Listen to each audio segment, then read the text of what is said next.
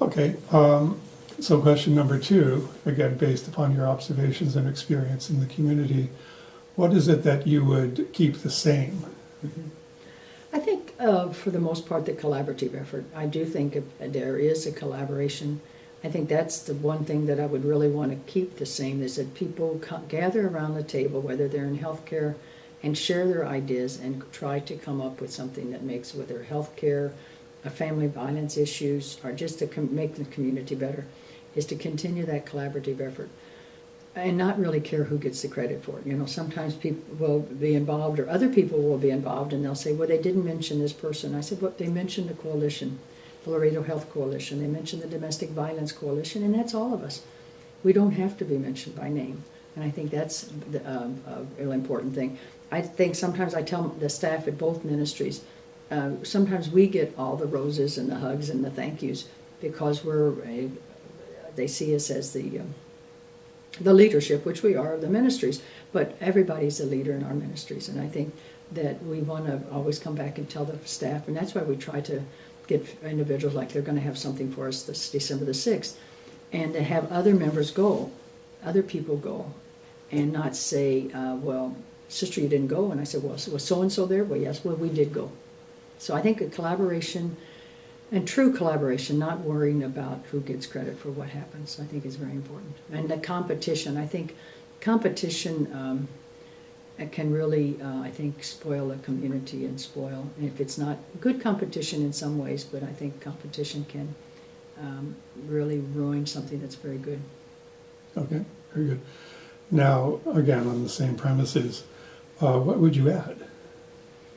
The same thing.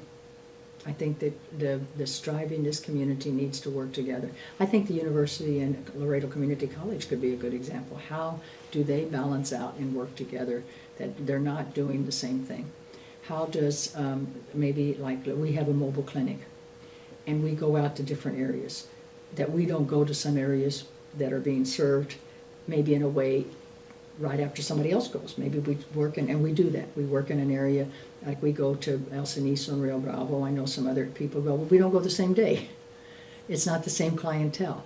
That we really continue to work. And please, there's no competition with people getting with domestic violence. We just want to make sure that people get the resources they need. And that's, I think that's the same thing, is that we continue to strive. What are we about?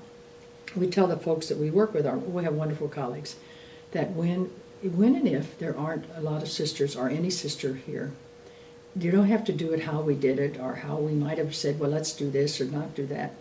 But remember why we did the things we did. And I think that's what is the mission and what is the vision. A vision can change, the mission needs to stay the same. But I think that would be my answer. That people continue to do and remember why we did things, not so much how we did it. Because sometimes, I love this saying, one time somebody said, oh, I bet you wish, to some of the colleagues that are really good friends of mine, but challenge us. And they said to them, oh, I bet you wish you had another Sister Rosemary. And they sort of chuckled and said, we love Sister Rosemary. She does a great ministry. Love working with her. But we don't need another one. I mean, that's what I mean. People are individuals, and no one is irreplaceable. Right.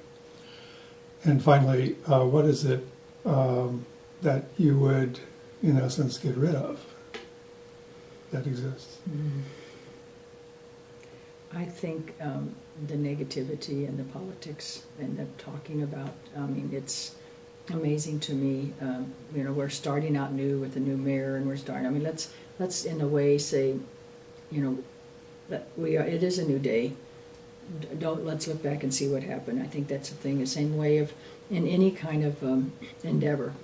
Negativity doesn't win anybody. Making somebody else look small doesn't make you or your ministry or your agency look larger than life. I think if we could all remember that. Negativity, I just go wild. And I guess so, because I've done that sometimes myself. And I think, why? Right. It doesn't help. I think being positive, this is a new day, let's move ahead. And that's what we try to do every year as far as our ministries. We recommit ourselves. Our staff members, we have a prayer, and they help us. Let's recommit ourselves and doing it the best we can. and within a positive way. And if you have something to say to somebody, say it to that person. Cheese may just drive me off the wall. Not so much on our manners, but you hear things. You go out and well, did you hear this? And did you hear this about the merit? And did you hear this about that? And I say, well, is there any good thing that we could say? So I think that's probably would be my final word. I see. One last question regarding sustainability of your operations.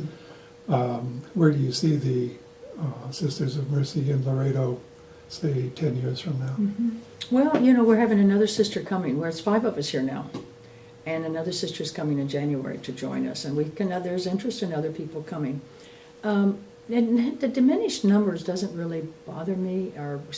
I think if we do what we're supposed to do on a daily basis, if people are attracted to being a sister and it's just as positive, a colleague that buys in, that believes in the mission, in 10 years we'll be fine.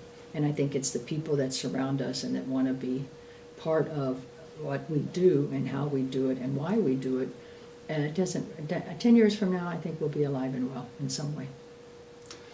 Well, that's very great. I appreciate your time on this, and I'll be posting this actually pretty quickly for the survey course. We're wrapping up, and this is sort of a culminating portion of the course. So I really appreciate your time. Well, and I'm sorry that it took me.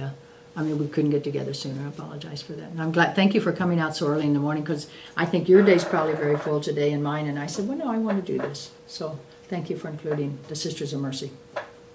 Yeah, thanks for your time.